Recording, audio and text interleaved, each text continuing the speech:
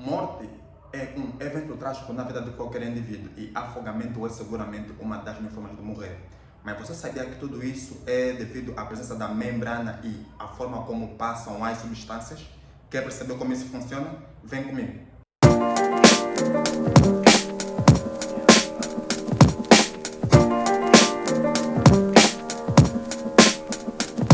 Todas as células têm uma estrutura de proteção e que muitas das vezes acaba dando até forma a essa mesma estrutura. E apesar de não estar presente em todos os tipos de células, não podemos deixar de mencionar a parede celular, que é de extrema importância. E temos aqui um caso de uma parede celular vegetal, em que nós conseguimos ver aqui essa parte mais externa, que também é chamada de parede vegetal primária, que é formada pelo polissacarídeo e pela hemicelulose.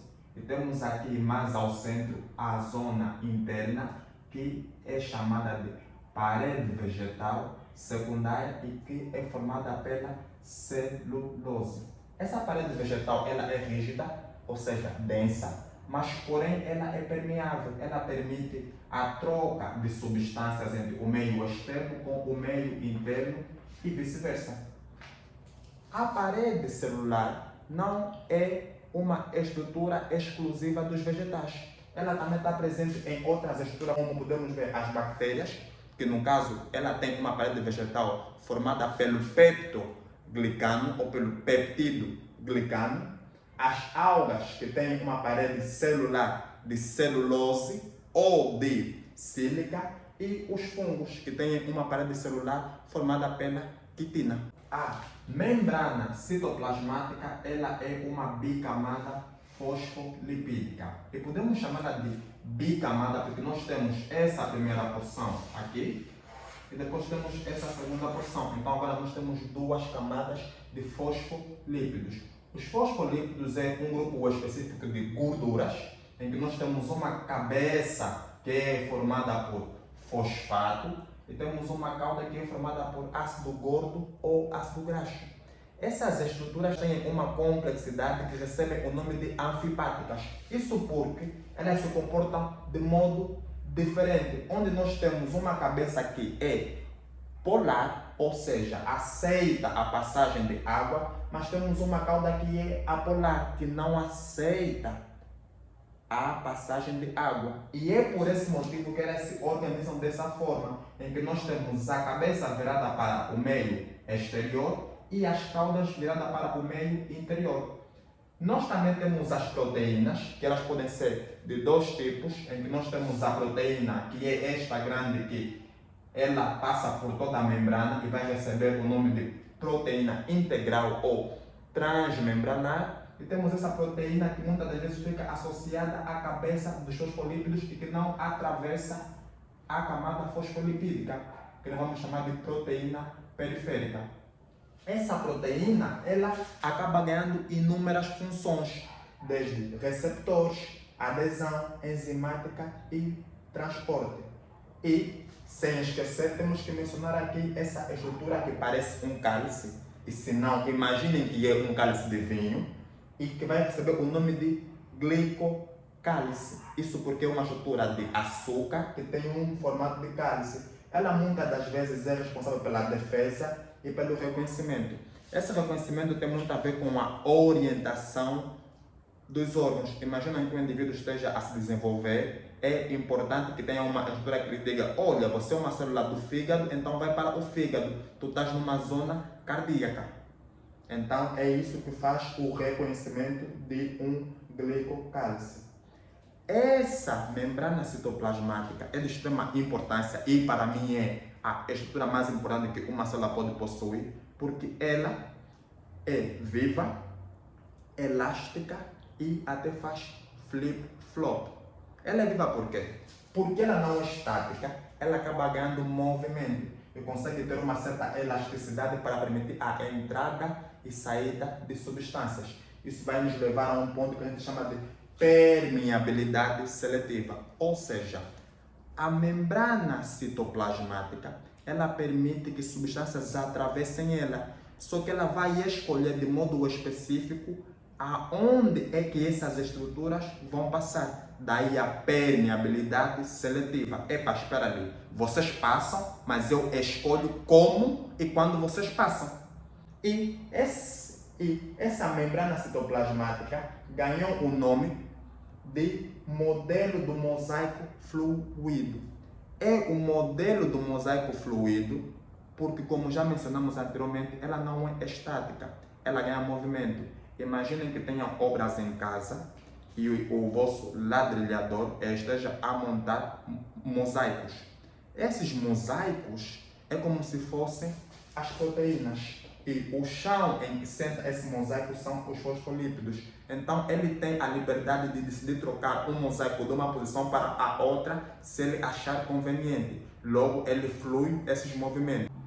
Daí o nome modelo do mosaico fluido.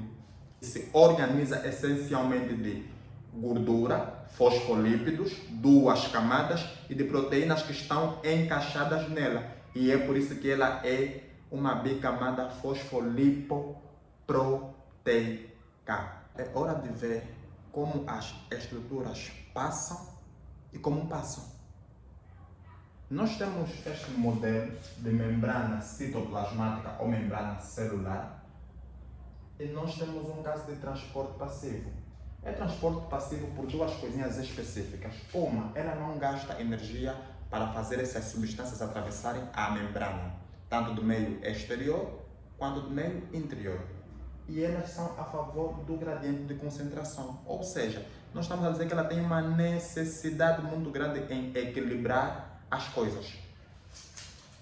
Essa estrutura de membrana, nós conseguimos ver aqui três exemplos muito simples, em que nós vemos aqui quando as estruturas passam diretamente pelos fosfolípidos, onde nós temos CO2 a sair e oxigênio a entrar, e vamos chamar isso de difusão ou difusão simples. Nós temos o caso em que essas estruturas não conseguem passar pelos fosfolípidos, precisam da ajuda de uma proteína, daí o nome facilitado, e é uma difusão facilitada, em que nós temos aqui o caso de açúcar ou glicose a atravessar a membrana pela proteína. E temos o caso da osmose, que é um tipo especial de transporte, não passa na presença dos fosfolípidos, isso porque eles são formados por gordura. E a gente já sabe que a água não dissolve gordura, logo são substâncias que não são compatíveis. É ainda importante referenciar que tanto a difusão simples quanto a difusão facilitada trata do transporte a favor do gradiente de concentração para solutos e a osmose trata do solvente. O soluto vai corresponder a algo sólido e o solvente vai corresponder a algo líquido. Transporte passivo, nós temos um caso de difusão ou difusão simples. A difusão compreende a espalhar, separar. Logo, em difusão simples, a célula sente-se obrigada a equilibrar as situações. Logo, se nós temos um meio em que vamos chamar de hipertônico, nós estamos a dizer que temos um meio que tem mais substâncias. Logo, se tem um meio com mais substâncias, temos um meio que é hipotônico, com menos substâncias. A difusão tem a necessidade de fazer com que essas substâncias estejam equilibradas. Daí em que nós conseguimos contar que temos, vamos dizer aqui, 4 substâncias e que por o processo de difusão, a célula vai fazer com que essa parte migre para a célula ou o meio hipotônico, fazendo com que elas agora se tornem isotônicas, ou seja, equilibradas. É isso que, na verdade, acontece muitas das vezes com atletas de alta competição. Em geral, em ginásio é muito comum que atletas bebam algumas águas, entre elas é de caráter isotônico. Se um indivíduo faz um exercício físico, é de se esperar que ele perca água ou outras muitas substâncias. Então, na necessidade de fazer uma reposição, você coloca uma substância isotônica, uma substância equilibrada, para permitir que esse meio hipertônico migre para o meio isotônico, de modo a equilibrar as substâncias, de modo a equilibrar a concentração. Daí vamos ter uma concentração agora igual, daí o nome ISO, e dessa forma o transporte por difusão simples acontece quando uma substância em que está em maior quantidade passa a favor do gradiente de concentração, ou seja, sem gasto de energia, sem ATP, para uma substância ou um meio que está em menor quantidade, de modo a equilibrar tudo. Isso é o que acontece muitas das vezes com nós, seres humanos, porque nós temos os pulmões. Os pulmões, mais internamente, têm uma estrutura chamada alvéolos, e por estar na zona dos pulmões chamam-se alvéolos pulmonares, em que, num processo de inspiração, nós acabamos assimilando gás, no caso, oxigênio. Esse oxigênio, ele muitas das vezes está em quantidades elevadas, ou seja, hipertônico, nesse meio, no alvéolo. Então existe a necessidade de equilibrar os meios. Se o vaso sanguíneo é responsável pelo transporte de oxigênio, enquanto não chegou oxigênio para ele, ele é hipotônico. Então, na necessidade de fazer uma difusão simples e de equilibrar, os alvéolos pulmonares vão mandar esse gás que agora receberam para o vaso sanguíneo, de modo a equilibrar os meios. Daí é que nós, seres humanos, temos estruturas que funcionam de modo equilibrado, porque nós conseguimos fazer com que gases passem de modo difundido, rápido, sem gasto de energia. A difusão facilitada, como diz o nome, precisa de ter alguma estrutura que facilita esse processo. A difusão facilitada se difere da difusão simples, isso porque ela não atravessa a membrana pela gordura, pelo fosfolípido, ela atravessa pela proteína. Temos que lembrar que as proteínas têm função reguladora, enzimática, transporte e adesão. Então, acontece que o açúcar, que é o exemplo aqui usado, por ter um alto peso molecular, uma polaridade, vou estender tanto nesse tema, porque é um pouco mais complexo, ela vai precisar de ter uma estrutura proteica, que no caso vai chamar permease, de permitir, que ajuda a passagem dessa molécula para o meio interior. E por ser a favor do gradiente de concentração, não gasta energia. Vamos agora analisar esse gráfico. Mas eu não percebo gráficos, é sempre muito difícil. Eu tive física e matemática e nunca percebi. Esse é simples, eu prometo. Nós temos aqui um gráfico em que no eixo Y nós temos a velocidade e no eixo X nós temos o gradiente, em que nós temos em rosa a difusão simples e amarelo a difusão facilitada. Imagina você que chegou à época natalícia, estás com a família num casarão enorme e doces não faltam. E tu vais comendo muitos, mas muitos doces. Esses doces essencialmente têm açúcar, glicose. Essa glicose, ela só vai atravessar a tua membrana por difusão facilitada. Logo, por mais glicose que você ponha, ela até pode crescer, mas depois ela vai ficar estagnada, diferente da difusão simples. Por essa substância ser mais rápida e ter um peso molecular bem menor, ela cresce de modo exponencial e sem parar. E é por esse motivo que nós não ficamos asfixiados, porque nós podemos até ter baixo oxigênio, mas se ele existir, ele continua a passar. Por difusão simples, atravessam rapidamente os fosfolípidos e nós continuamos a pôr de modo crescente oxigênio nos nossos vasos sanguíneos, que depois vão ser conduzidos às muitas estruturas. Diferente de uma difusão facilitada, que vai chegar a uma fase que essa proteína pode não estar capacitada para nutrir ou transportar a quantidade de açúcar que as pessoas vão consumindo durante o Natal.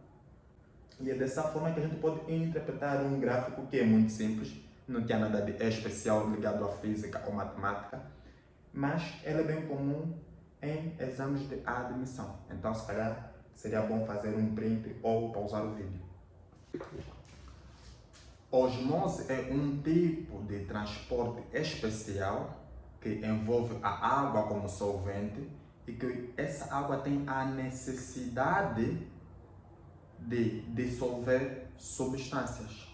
Em outras palavras, estamos a dizer assim: o sal vai puxar a água e esse movimento vai criar algo que a gente chama de pressão osmótica. Imaginem que nós temos aqui uma situação muito simples. Temos aqui um peixe que é marinho, ou seja, é do mar. E se for um peixe doce, não é docinho, é dulcícola. Esse peixe é de água salgada e nós gostamos muito de peixes e criamos peixes e temos um aquário em casa. Esse aquário é de água doce. Para que a gente consiga manter um peixe marinho em meio dulcícola, ele precisa de uns sais especiais para que ele consiga manter a sua vitalidade. Mas por um acaso compraste o peixe, puseste ele num aquário e teve um dia que te esqueceste de pôr os sais. E foste ver no dia seguinte o peixe estava super gordinho e tu estavas contente porque achavas que ele estava a crescer, porque ele estava se alimentando muito bem. Passado mais alguns dias, tu não colocas esses sais e ele vai continuar a crescer. Vai chegar numa fase que ele infla e ele rebenta. Isso acontece por causa de algo muito simples. Porque esse peixe, que é marinho, ele tem na sua pele sal. E nós colocamos ele em um meio doce. O meio em que ele está é hipotônico e esse indivíduo, por ter sal, é hipertônico. Temos que lembrar que a água segue o sal. Logo, se esse indivíduo tem sal porque ele é marinho, a água vai sair da zona em que tem menos para ir para a zona em que tem mais. Logo, esse peixe acaba assimilando muita água e dessa forma não consegue ter a capacidade de expulsar essa água a não ser rebentando. E é isso que acontece com a osmose. A osmose faz com que o meio que já tem pouca água se transfira para o meio que tem muita água para dissolver as substâncias. O mesmo acontece com uma folha de alface.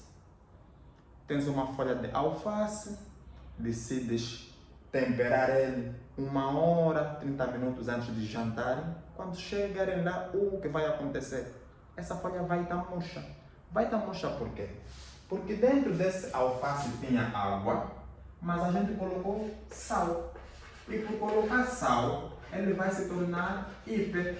Ou seja, o meio externo, a superfície dessa folha, fica hipertônica. Então a água vai migrar da zona em que tem menos para ir para o sal e tentar dissolver. A água sai do alface em direção ao sal para dissolver. Dessa forma, vais ter um alface murcho. Algo que também deve se referenciar é a quantidade de álcool que nós ingerimos. Em Angola é muito comum que se consuma eca, tigra, nocal e por aí fora. Essas substâncias têm algo chamado lúpulo. Esse lúpulo é um vegetal do tipo angiospermico. O lúpulo, por sua vez, tem uma certa quantidade de sal. O que vai acontecer é que aquela barriga da cerveja que muitas pessoas têm, inclusive eu, é formada pela transferência, pela passagem de água do meio em que tem menos para o meio em que tem mais, na necessidade de dissolver esse sal. Logo, a água sai de onde ela está em menor quantidade para dissolver o sal que nós ingerimos ao consumirmos cerveja. Daí que vendem em muitos locais os famosos chás de emagrecimento, não porque a pessoa realmente vai emagrecer, mas porque ele vai fazer com que o meio se equilibre de modo a dar a falsa sensação de emagrecimento, porque aquela barriga da cerveja vai cessar, diminuir. Um outro processo muito interessante é a hipertensão. Muitas famílias angolanas acabam eliminando o sal da alimentação ou substituindo por outros, com a necessidade de impedir que indivíduos hipertensos acabem tendo crises hipertensivas. Essas crises acontecem por um processo muito simples. Se a água segue o sal, é natural que grande quantidade de água passa por um vaso, causando grande pressão. Essa pressão vai gerar tensão e se esse indivíduo já é hipertenso, então ele vai ter uma crise hipertensiva. Isso porque existe a necessidade da água dissolver esse sal que foi ingerido. Daí, indivíduos hipertensos terem a proibição de ingerir sal. E mais especificamente, o cloreto de sódio. Vale dizer que vamos ter uma aula de química para explicar como é que esses sais são formados. E não percam. Nós também temos que mencionar aqui como é que acontece o processo de afogamento, que é muito triste, mas acontece. Imaginemos nós que vamos ao rio, e rio é água doce, mergulhamos, por algum descuido não conseguimos ir para a superfície e continuamos submersos. Se nós somos formados por uma quantidade de substâncias, dentre elas salinas, a água daquele meio vai perceber assim, espera ali, esse indivíduo tem sal, então eu vou entrar em quantidades excessivas para dissolver esse sal. Só que quem vai receber essa quantidade excessiva, em geral, vai ser os pulmões. E os pulmões vão ter uma dificuldade enorme de conseguir fazer a hematose, a troca dos gases. E se não tem gases, o indivíduo está submerso, está em desespero. E o corpo percebendo isso, e ele tentando expelir essa água, ele acaba arrebentando os alvéolos.